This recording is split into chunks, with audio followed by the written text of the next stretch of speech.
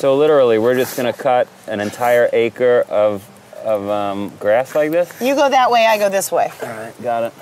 Is there a secret to this? But you'll do this every blade is the secret. You got to cut every blade.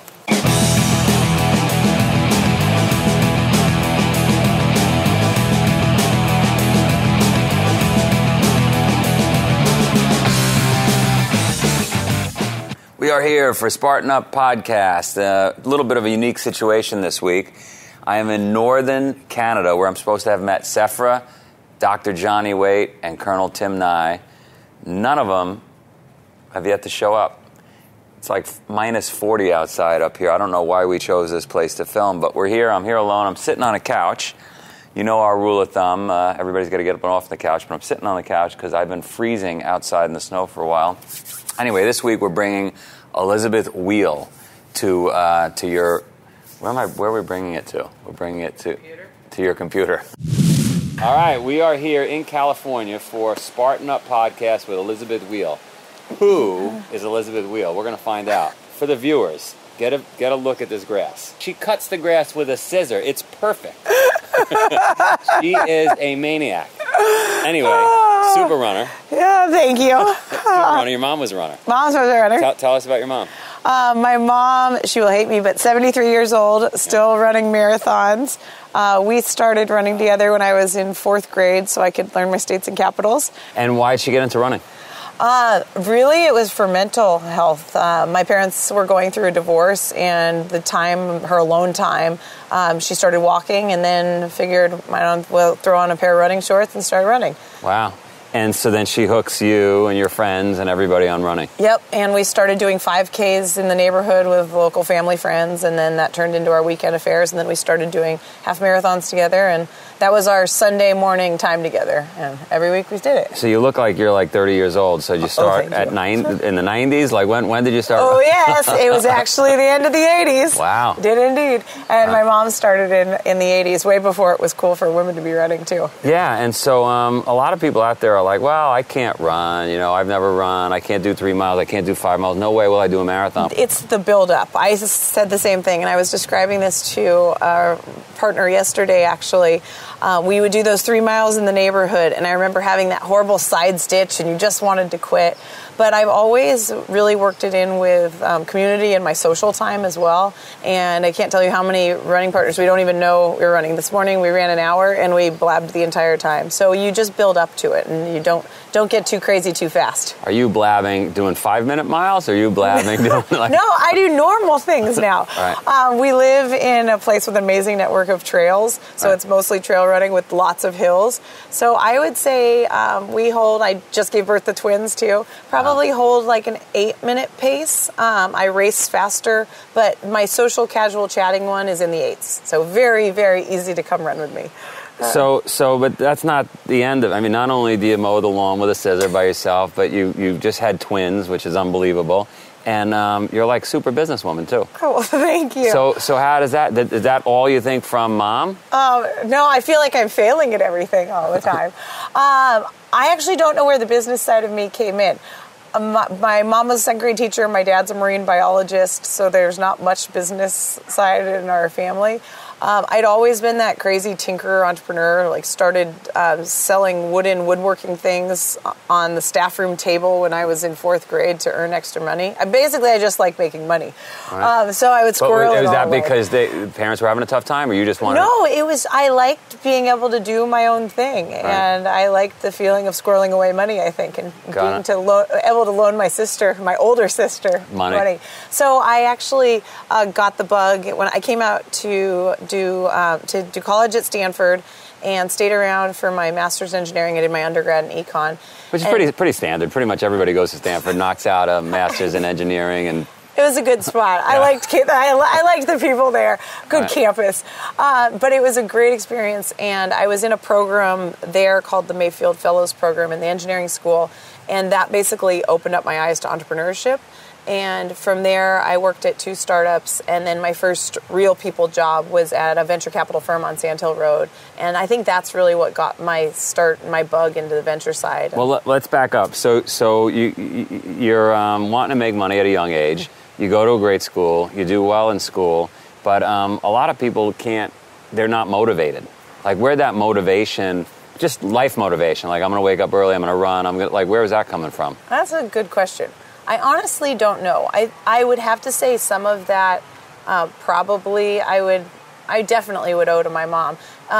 To juggle everything, she swam masters swim every morning at 4 a.m., and it was because it was the time that was never compromised. She could always get it in. Nothing else is going on, and you could still participate in all of the other things in your life.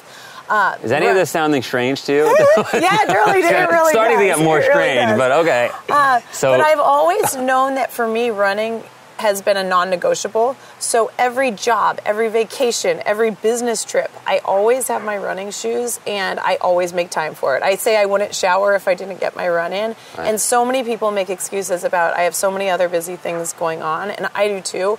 I get it knocked out in the morning because by the time it's happy hour, right. And I just get it done. Right. And it makes me a healthier, happier person. So what if something does come up in the morning? What if all of a sudden the twins or the lawn needs work or something? What do you do? There's always something, and right. I schedule it in. This morning I ran. I feed one baby, I feed the other baby, I pump, I get out the door. Right. And if I look left or right, there's always something else to be done. But that hour for me is my time. So it's commitment and time management. Yep, extremely. That's it, right? Extremely. So you commit, and that's it. Yep. And you're committed for life at this point. Your mom committed, I guess, for life. Yep. And luckily my husband is also an ultra runner. We always joke that if one of us were a brunch person and that was what we strove to do on the weekends, it just wouldn't work. So it helps being around people that also know what you care about and know that it's important to you. No, they say, there's a great saying I've picked up in the podcast, which is you're an average of your 5 best friends, right? So if you're around a husband and you're around people that pull you up, well, that's what happens. I like that. There was another guy we interviewed who said, look, if you're constantly hanging out in pubs and watching, soccer games, that's where you'll be 20 years from now. So you got to decide what you want to be. Yep. Right? I definitely agree. And it's my way to get both my vitamin D and my mental time, and my best ideas come out on the trails. So just really able to be outside too. Raining too. You go out. Raining too. Yes. You love the rain. For sure. All right. So now you're at Stanford. You get hooked. What happens if you pick the wrong business? Like, I would imagine Silicon Valley, I don't know much about it, but there's thousands of startups, right? Lots of people pick the wrong ones. Definitely, and I think that's part of what's so great about Silicon Valley. It's a very forgiving place, and I think most people here have picked the wrong one, probably 1 or 2 times. Has to be, because there's so few that are the right ones, right? Exactly. And, it's baked into both the startup model and the venture capital model. And, venture firms often talk about if you take 10 companies, maybe one is the one that really returns those 10. Half of them are the ones you write off and go to zero. Sure. And then a few do pretty well. But usually there's a superstar. So it's going through enough of the ones that don't work to know the model, know what to look for, and then looking at the ones that do succeed and try to pattern match those things. And it doesn't just apply to, as I'm listening to, it doesn't just apply to business. It's a lot of people say to me they're in a relationship or they're in a job or whatever, and they don't know if they should stay. I'm a big proponent of when you know, and I think we all need to be really in tune with our gut about that type of thing. Life's too short not to be doing something you like and that you feel good at. Yeah. And I think my number one thing is work with people that you think are great, and that, to your point of bringing you up, work with people that make you better and that you like to be around. And then the second is work in a location you like. I think life's too short, and you say, how do you get everything in? I hate commuting. And if you can do your work and your life in a similar place, that is the holy grail. Live right where you work. Right where you work. And during my time at Twitter, those were some of the best people I've ever worked with back starting in 2009 there. And those are people that I still see in the ecosystem, and you either would recommend or definitely work with again. And I think you pick up those best people along the way. We're supposed to take a break. I was having fun. I was going to keep going, but the camera person is signaling take a break. Why don't we cut the lawn for a bit? All right. And then we'll come back. Grab a couple of scissors. I'll help you. Hey, Joe, Colonel Nye here. Hey, listen, I've got some bad news for you. I got your message about coming on up there to Canada, but I had plans to spend St. Paddy's Day down here in Montserrat, down in the Caribbean. So anyway, the parade's getting ready to start. I think you guys should go ahead and start without me, and I'll be there in a couple days. I'll check in with you later, man. Out here. Hey, Joe. It's Johnny here. Listen, I'm trying to get to that interview with Elizabeth, and you told us we had to run there. But dude, you're in Canada. You're supposed to give us the distance in kilometers. I think I see what you've done. You gave me the distance in miles. I gotta keep running. Take care. Hey, Joe. Satellite phone finally defrosted. So on my run to this podcast through the tundra, I came over a crest of a hill and saw this sled dog team. And, well, Cordyceps and Rishi and Chaga, they're my family now, Joe. And I'll be in touch next time we pass through a village. We are back. You have no idea how difficult it is to cut a lawn. But I said we started in the corner. We barely got any done. And the neighbor does not use it. You could hear it. So let's dive into your first job. All right. Out of Stanford. Yes, and the path that you never can predict. But looking back, it all seems to make sense. So I was at Stanford within the engineering school, and there was a program I stumbled across called the Mayfield Fellows Program. And being an economics major there, the jobs I was only seeing were investment banks and consulting opportunities. So I was supposed to go to Bain for that summer and got into this program. And one of the requirements of the program is to work at a venture capital-backed startup. So I picked a startup. I joined as the 8th person. It grew to 130 people and back down to 4 in about 3 years. And it was the most amazing. You're in your 20s at this point. Yes, right? yeah. Right. Amazing learning opportunity. From there, I went to another small startup. Because you saw success and failure. Saw success, failure, everything along the way. I worked with great people. It was the first time in my life that I learned that young people can take on a lot of responsibilities that they have no experience about if you're willing to ask smart questions and work hard. Right. And I just had a blast there. So I say my first real people job out of Stanford was at Menlo Ventures. I was an analyst there, went on to Institutional Venture Partners, another venture capital firm on Sand Hill Road. And for those people out there, because I don't know how many viewers, listeners we have out here in California, in Silicon Valley, just explain the Sand Hill Road is like. Sand Hill Road is the Wall Street of California, yes. or Silicon Valley. Yeah. And venture capital firms are investing in startups, have usually a large pool of capital investing in startups and hoping that those companies will succeed and help them along the way. So we're 2 firms there, and during my time at IVP, that second firm, we made the investment in Twitter, and that was in the early days. And I got to know the company both socially and from the business side and realized... What was your instinct the early days? Were you like, this is going to work? Or Twitter was early, and Twitter was quirky. So I don't think I could claim that I knew it was going to work. But what I did know is that everyone was working tremendously hard, having so much fun, and around a product that people were loving. Yeah. So I quit my job at the venture firm and went and joined Twitter to start the corp dev team. Nice. And just absolutely had a blast there. And again, one of those situations where if you were willing to ask questions and take on new things, you could create your own amazing experience. Nice. And stayed at Twitter and went on to spend about 4 years in Andreessen Horowitz, another venture capital firm. And from there, I joined my likely final venture capital firm as a managing director and am fully investing there now. And so you're looking now for other Twitters. Exactly. Yeah. And how is it getting overrun now with like so many startups? There are so many startups. I think that's what makes this game so fun. I work with people that I love. I look for great ideas, and we look for great opportunities to return capital. Are there a lot more companies investing, so it's harder? Are you elbowing it out now? I think differentiation is definitely key there. I think we're definitely seeing a change in the venture capital industry. There are lots and lots of firms. My firm is unique in a number of ways, and so I think people are finding out more their niche in the market now, instead of just being money. What's your guys' niche? What do you do? So we focus on the secondary space. So we provide a lot of founder liquidity, early shareholders. So the guy or woman that wants to sell their shares at Twitter. Exactly, a portion of them. If people that have life events going on, so need to buy their first home, sending kids to college, sick parents, things like that. Twins, yes, heaven forbid. A few more pairs of scissors. Exactly. All right.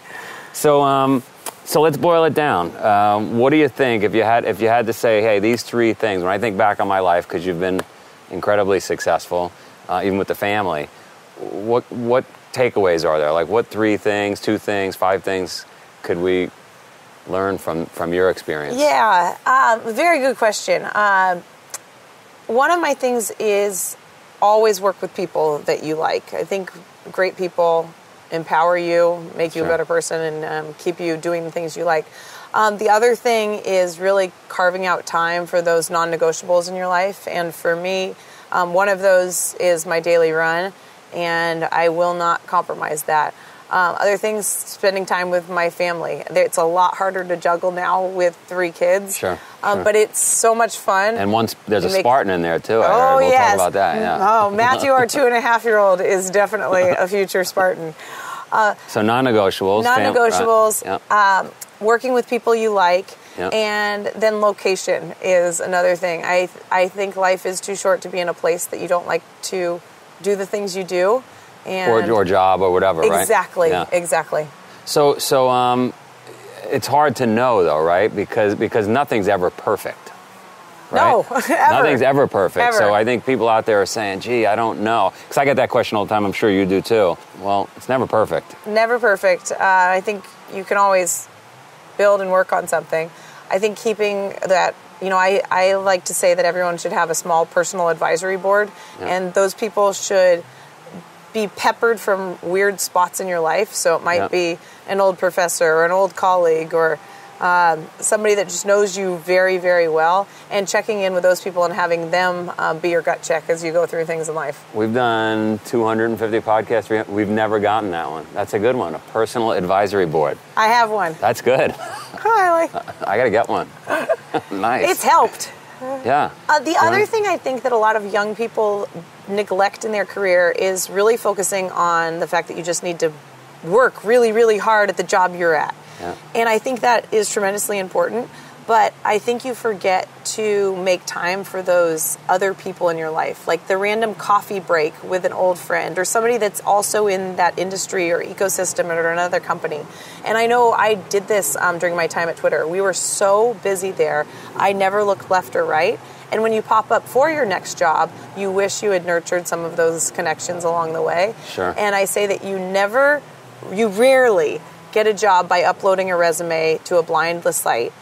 And every job comes from either somebody you know or something word of mouth. And I just think to keep in mind throughout your career and your life to foster those relationships of people that you really just like spending time with. So I have, I tell my kids 3 things, right? You guys want to be successful. My oldest is 11, so they're young and they're not really getting this yet.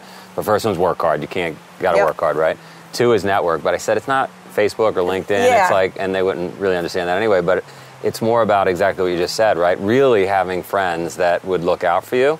And what I say is you got to put $5 in before you could take $1 out. I subscribe to that principle wholeheartedly. Right. Wholeheartedly. So just do things for people as often as you can. And it comes back in spades. Yeah. And I say one of the jobs that I would love to do that I wouldn't need to be paid for is just connecting people. Yeah. I like knowing what makes other people tick and connecting them along the way. No doubt about it. And then the third one I'm not going to say. We'll post it somewhere. Oh. It's the third secret. My kids keep saying, what's the third secret? I what's want the third secret. You already know it. I don't know. When we turn the cameras off, I'll let you know. Oh, goodbye. Now it's when we do burpees. Now we do our burpees. We got to do our burpees. Was she awesome or was she awesome? I thought it was really interesting where she discusses how many women decision makers there are in corporate America, and how many women make investment decisions at the big VCs or private equity firms. Clearly, she's a standout, and it's obvious that she would rise to that level, right? She had a mom and an environment growing up that set her up for success.